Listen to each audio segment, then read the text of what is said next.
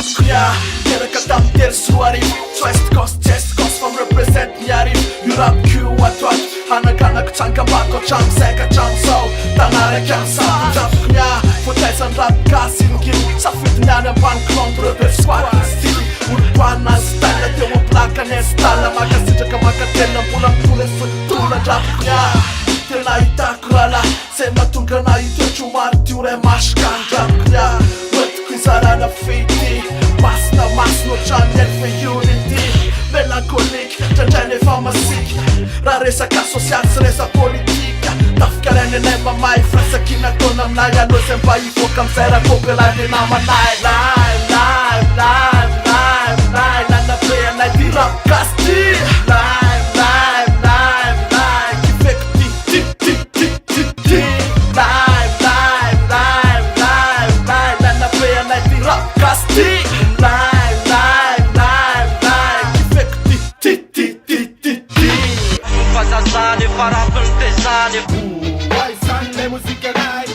Familjen rapporterar ja.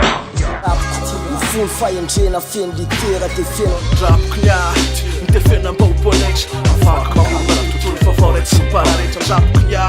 namena tena mba tsy solafaky Tsy ho nandita masatry tatsy toka lava Rapko nia, nitesena mba ho komando Masamy seko trano tio akasiky famito Rapko nia,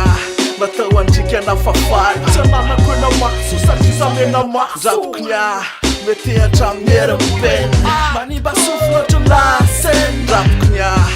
fela mivarikasy MMM one la, wela fela rapokasy Nanabe anay ty rapokasy ty Kifeko ty Nanabe anay ty rapokasy ty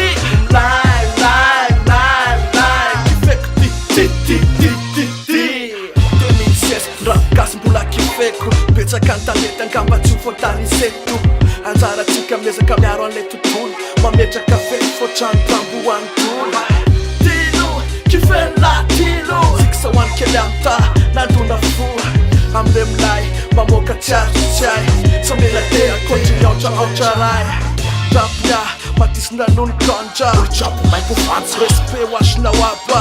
Rapko nia mitivitra Politiky Isina belle toxique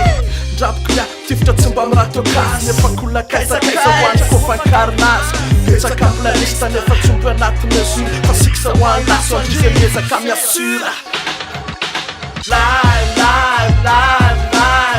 Nanabe anay ty rapokasy ty Kifeko ty Nanabe anay ty rapokasy ty Kifeko ty Finger Production.